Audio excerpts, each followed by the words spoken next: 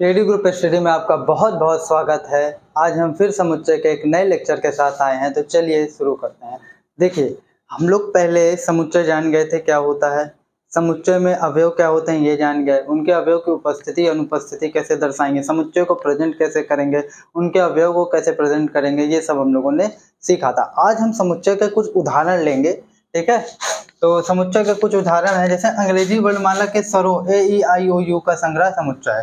देखिए, पीछे मैंने आपको एक बात बताई थी कि हर संग्रह एक समुच्चय नहीं होता, एक स्पेशल टाइप का संग्रह समुच्चय होता है। मतलब अगर आप क्लियरली ये बता पाओ कि कोई भी आपने कलेक्शन लिया है, वो आप स्पष्ट रूप से बता पाओ कि वो है कि नहीं है, तब तो आप उसको समुच्चय कह पाओगे। अब सवाल ये उठता है कि स्पष्ट रूप से बता सकें है कि नहीं है, तब फिर बड़ा मुश्किल वाली बात हो गई।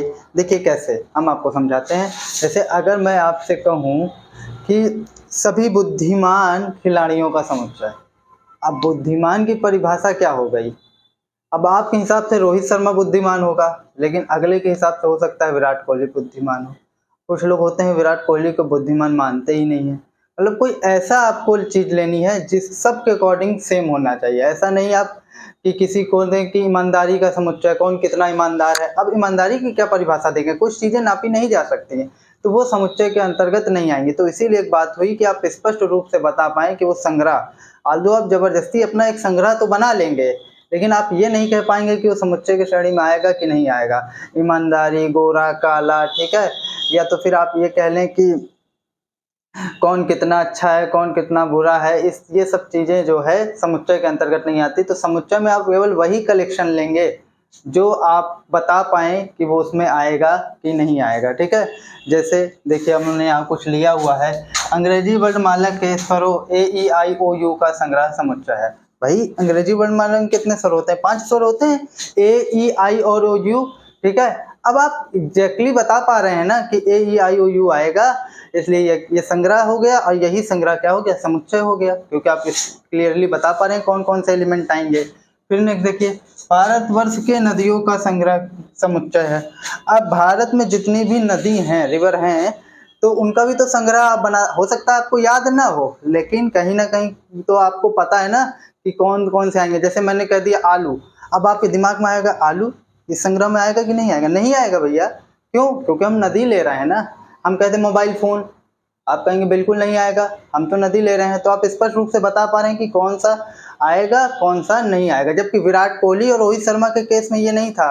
जब हम किसके अकॉर्डिंग डिफाइन कर रहे थे बताइए, हम डिफाइन कर रहे थे कि कौन अच्छा खिलाड़ी है और कौन खराब खिलाड़ी है। आप क्लियर, सबकी राय एक जैसे नहीं थी। क्यों भाई? किसी को रोहित शर्मा पसंद है, किसी को विराट कोहली पसंद है, किसी को विराट कोहली अच्छा लगता है, किसी को रोहित शर्मा अच्छा लगता है। तो इसी तरीके से, लेकिन जब नदियों की बात आ गई, भारत में नदियों का संग्रह अगर आप बोलेंगे कि समुच्चय है कि नहीं है, तो आप किसी से भी चले जाएंगे पूछेंगे, भारत में इस पर बात कर रहा हूँ, कि आप किसी से भी पूछ लेंगे तो कह देगा कि आप कहेंगे आलू, तो वो कहेगा कि नहीं, ये संग्रह में नहीं आएगा। कोई भी इंसान होगा तो अगर थोड़ा भी पढ़ा लिखा होगा तो वो कहेगा कि नहीं आएगा, क्योंकि ये एक नदी नहीं है, आलू एक नदी नहीं है भैया। इसी तरीके से अगर आप गंगा की बात कर लें तो गंगा ऑटोमेटिक आ जाएगी। तो आप क्लियरली बता पा रहे हैं कि कौन से अवयव इस संग्रह में आएंगे और कौन से अवयव इस संग्रह में नहीं आ पाएंगे। तो आप यहाँ बता पा रहे हैं कौन कौन से आएंगे, ठीक है। तो इसलिए क्या हो गया, एक समुच्चय हो गया। फिर भारतवर्ष के सभी राज्यों का संग्रह समुच्चय है। यहाँ भी आप क्लियरली बता पाएंगे। जैसे मैंने कहा उत्तर प्रदेश, तो आप कहेंगे हाँ बिल्कुल इस संग्रह है, संग्रह में रहेगा, तो ये समुच्चय है। क्यों है? क्योंकि आप बता पाएंगे, ठीक है। आपसे मैंने कहा आंध्र प्रदेश, ठीक है, तो आप कहेंगे बिल्कुल होगा। मैंने आपसे कह दिया भारत, तब तो आप कहेंगे नहीं आएगा। क्यों? क्योंकि क्यों क्या लिया हमने? राज्य लिया है, जबकि भारत क्या है, देश है। तो आप यहाँ भी स्पष्ट रूप से बता पा रहे हैं कौन सा एलिमेंट इस संग्रह में आएगा और कौन सा एलिमेंट नहीं आएगा। तो आप क्लियरली ये कह सकते हैं कि ये संग्रह क्या है, समुच्चय है, मतलब ये कलेक्शन एक सेट है। अब आकाश के तारों का संग्रह समुच्चय है। देखिए, अब ये क्या बात हो गई। अब आप देखिए, आप तो कहेंगे कि तारों को तो हम गिन ही नहीं सकते, आल्दो आप मत गिनिए, गिन तो आप पाएंगे नहीं कि, लेकिन देखिए वो भी तो आप स्पष्ट रूप से बता पाएंगे कि कौन से तारे हैं कौन से तारे नहीं हैं, वो संग्रह में आ सकते हैं। जैसे मैंने कह दिया बाइक, तो आप कहेंगे अब बाइक तो नहीं आ पाएगी। क्यों? क्योंकि हम यहाँ तारों का कलेक्शन ले, अब तारों के ढेर सारे नाम होते हैं, मुझे याद नहीं है, जैसे एक ध्रुव तारा होता है तो आप स्पष्ट रूप से बता पाएंगे ना कि ध्रुव तारा इसमें आएगा, और भी जो तारे होंगे वो आ पाएंगे। लेकिन आप कह दें कि ऐसा है बैटरी, तो बैटरी नहीं आ पाएगी। या तो आप कह दें कि सूरज भी एक तरीके का, सूर्य भी एक तरीके का तारा ही है, थोड़ा बहुत जो जानता हूँ, तो सूर्य भी एक तरीके का तारा है, तो सूर्य भी इसमें आ जाएगा। ठीक है, अब भले अनंत तारे हों तो उससे हमें क्या, हम स्पष्ट रूप से ये बता पाएँ कि उस संग्रह में है कि नहीं है।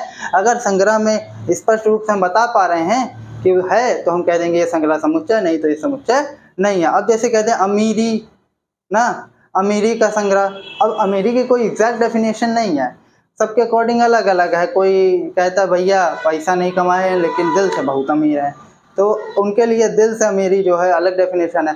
तो ऐसी डेफिनेशन लेनी है आपको जो सबके अकॉर्डिंग सेम हो, और ऐसे संग्रह को आप समुच्चय कहेंगे। तो आई होप आपको क्लियर होगा। चलिए अब आगे देखते हैं, बात करेंगे गणितीय संख्याओं के कुछ समुच्चयों की। तो देखिए देखते हैं, यहाँ पे मैंने हेडिंग भी डाली है, गणितीय संख्याओं के कुछ मान्य समुच्चय। देखिए यहाँ प्रतीक लिखेंगे, फिर बताएंगे विवरण वो है क्या, फिर उसको हम लोग सिंबल में लिखेंगे, मतलब सेट के फॉर्म में लिखेंगे। आप परेशान मत होइएगा। फिलहाल यहाँ मैं आपको बस एक तो ब्रीफ नॉलेज दे दे रहा हूँ थोड़ा सा।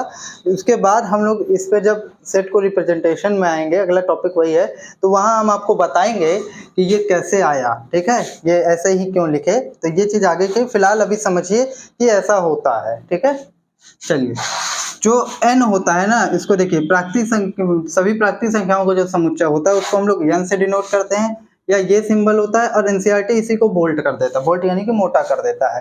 तो इसको हम लोग कहते हैं, जहां हमें ये सिंबल दिखेगा हम समझ जाएंगे कि ये सभी प्राकृतिक संख्याओं का समुच्चय है। और इसे हम लोग कैसे लिखते हैं, n प्राकृतिक संख्या क्या होती हैं, 1 2 3 मझले ब्रैकेट में 1 2 3 करके लिख देते हैं, डैश सो ऑन। और जो आपके पूर्ण संख्याएं होती हैं उनको हम लोग कैपिटल W से प्रदर्शित करते हैं। जैसे आगे होगा क्या कि जैसे सीधे W लिख देंगे, x is belongs to W, x is belongs to Z, तो आप जब जानेंगे नहीं ये है क्या तो आप कुछ नहीं कर पाएंगे। ठीक है, इसलिए पहले सिंबल आप जानिए। तो W इक्वल टू क्या होता है, सभी पूर्ण संख्याओं का समुच्चय, जिसको W से प्रदर्शित करते हैं, फिर 0 1 2 3 4 मल्टीप्लाई ब्रैकेट में लिख देते हैं। ये सेट के फॉर्म में है, ये एक सेट का फॉर्म है, ये मैं आगे बताऊंगा कैसे।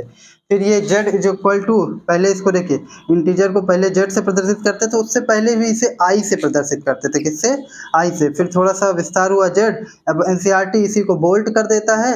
अब ये लेटेस्ट में नया सिंबल चल रहा है, इस तरीके से एक लाइन खींच देते हैं, सभी पूर्णांक संख्याओं का समुच्चय। और क्या होता है पूर्णांक, Z is equal to 0 +1 -1 +2 -2 +3 -3 dash so on.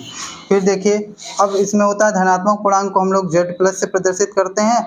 अब उसी में क्या करते हैं, जो पूर्णांक वाले में ही एक प्लस का साइन लगा देते हैं, तो हम समझ जाते हैं कि ये धनात्मक पूर्णांक है। तो क्या हो गया, सभी धनात्मक पूर्णांक संख्याओं का समुच्चय। और इसको कैसे लिखेंगे, 0 के जो उधर वाले होते हैं दाएं तरफ वाले, यानी प्राकृतिक संख्या भी बोल सकते हैं आप इनको, तो 1 2 3 4 डैश सो ऑन।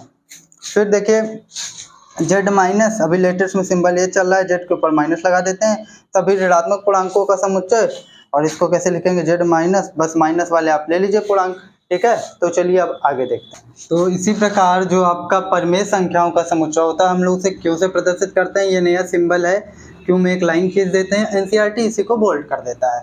तो ये होता है सभी परिमेय संख्याओं का समुच्चय। परिमेय संख्याएं क्या होती है, जिन्हें आप P/Q के फॉर्म में लिख सकते हैं, वो परिमेय संख्या होती है ना। Q 0 नहीं होना चाहिए, और P और Q क्या है, आपके इंटीजर हैं। तो इसको लिखने के लिए हम लोग एक दूसरे मेथड का इस्तेमाल करते हैं, क्योंकि सभी परिमेय संख्याओं को आप लिख नहीं पाएंगे। जैसे हम लोग समुच्चय के टर्म में, अभी हम लोग इसको आगे सीखेंगे, समुच्चय के टर्म में इसको हम लोग गुण विधि कहते हैं। Q is equal to P/Q, मतलब P/Q के फॉर्म में होता है परिमेय संख्या। P और Q क्या है, पूर्णांक, ये पीछे पढ़ चुके हैं। और Q कभी भी 0 नहीं होता है। ठीक है, अब देखिए I क्या होता है, कुछ बुक्स में, जैसे बालाजी बुक्स में अपरिमेय संख्याओं को I से प्रदर्शित करता है, एनसीईआरटी इसी को बोल्ट कर देता है। जैसे अगर आपको लिखना होगा तो Q बड़ा सा बना के उसी पर आप डैश कर दीजिए, तो ये अपरिमेय संख्या हो जाएगी। और ये लेटेस्ट सिंबल है। तो ये सभी अपरिमेय संख्याओं का समुच्चय होता है। ज़्यादातर बुक्स में I और Q से प्रदर्शित किया है। तो I इज इक्वल टू क्या हो जाएगा, Q टाइप के एलिमेंट आएंगे। किस टाइप के एलिमेंट आएंगे, Q टाइप के एलिमेंट आएंगे। इस सेट को लिखने का एक तरीका होता है, Q टाइप के एलिमेंट आएंगे सच दैट, ये दो बिंदी होती है, सच दैट यानी कि ऐसा है कि वो क्यों आएंगे जो परिमेय संख्या नहीं है। क्यों, अपरिमेय संख्या की यही परिभाषा होती है ना, जो परिमेय नहीं है। तो हमने ऐसे स्मॉल क्यू एलिमेंट लिए हैं जो परिमेय ना हो, हमने ऐसे करके काट दिया है। और पीछे आपको मैंने बिलोंग्स टू और डज नॉट बिलोंग्स टू का मतलब बताया है भैया। ठीक है, अब देखिए आर जो होता है, ये आर इसका पुराना सिंबल है, अब ये नया सिंबल है और एनसीईआरटी इसी को बोल्ड कर देता है। आप बुक्स वगैरह में देखेंगे तो बहुत मोटा हो जाएगा। सभी वास्तविक संख्याओं का समुच्चय है ये। अब वास्तविक संख्याएं क्या होती हैं, जिसने भी आपने पीछे संख्याएं पढ़ी उन सबको मिला दीजिए तो वास्तविक संख्या हो जाती है, जैसे natural number, whole number, integer number, rational number, irrational number, मतलब प्राकृतिक संख्याएं, पूर्ण संख्याएं, पूर्णांक संख्याएं, परिमेय संख्याएं और अपरिमेय संख्याएं। तो ये सब क्या होती हैं, वास्तविक संख्याएं होती हैं। अब उसी के क्रम में आता है आपका एक कॉम्प्लेक्स नंबर, समृद्ध संख्या, इसको सी से डिनोट करते हैं। इस तरीके का सिंबल भी बना सकते हैं, लेटेस्ट सिंबल ये चल रहा है। सभी समृद्ध संख्याओं का समुच्चय होता है। समृद्ध संख्याएं क्या होती हैं, जब एक वास्तविक और काल्पनिक संख्याओं को आप जोड़ते, घटाते, गुणा, भाग करते हैं तो वो समृद्ध संख्या होती है।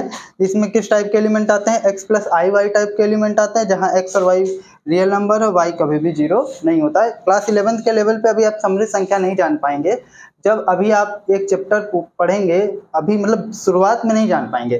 जब आप 4th नंबर चैप्टर पढ़ेंगे समृद्ध संख्याएं, तो वहाँ आप काल्पनिक और समृद्ध संख्याओं से मुलाकात होगा। और याद कीजिए, जब आप हाई स्कूल में पढ़ रहे थे तो वहाँ श्रीधराचार्य फार्मूला में जब अंडर रूट के अंदर निगेटिव आ जाता था तो आप कहते थे कि ये जो है अमान्य है, क्योंकि ये वास्तविक संख्या नहीं है, काल्पनिक संख्या है। तो वहीं पर आप डिस्क्रिमिनेंट को छोड़ देते थे, विविधकर को छोड़ देते थे निकाल कर, और उसके मूल नहीं निकालते थे द्विघात समीकरण के। लेकिन यहाँ पर क्या होगा, हम लोग इसको एक नया नाम देंगे। अंडर रूट के अंदर जब माइनस आ जाएगा तो इसको एक नया नाम देंगे, वो होगा आपकी काल्पनिक संख्याएं, और इसको आई से रिप्रेजेंट करेंगे। सब आगे की कहानी है, तो हम लोग वहाँ पर भी उसके मूल निकालेंगे। ठीक है, तो आज का इसी के साथ ये टॉपिक समाप्त होता है। हाँ, एक बात और, जैसे समुच्चय में क्या होता है कि कुछ चीज़ें, जैसे ये क्या है, ये गुण के आधार पर क्लासिफाइड है, ये भी गुण के आधार पर, ये मैं आगे बताऊंगा। अगर आपको पता है तो अच्छी बात है, नहीं पता है तो और अच्छी बात है, ये हम लोग आगे सीखेंगे। ठीक है, तो जैसे P बाई क्यू बता दिया हमने, यहाँ पूरे एलिमेंट नहीं लिखे ना, बस उनकी प्रॉपर्टी बता दी। अब समुच्चय में हर चीज़ को आप प्रॉपर्टी के हिसाब से डिफाइन नहीं कर सकते। ठीक है, जैसे सुंदरता, ये भी तो गुण है, और अमीरी, गरीबी, बुद्धिमानी, तो ये सब चीज़ें जो होंगी आपकी, ये मैंने पीछे बताया है, लेकिन फिर भी मैं सोच रहा हूँ एक बार रिवाइज कर दूँ।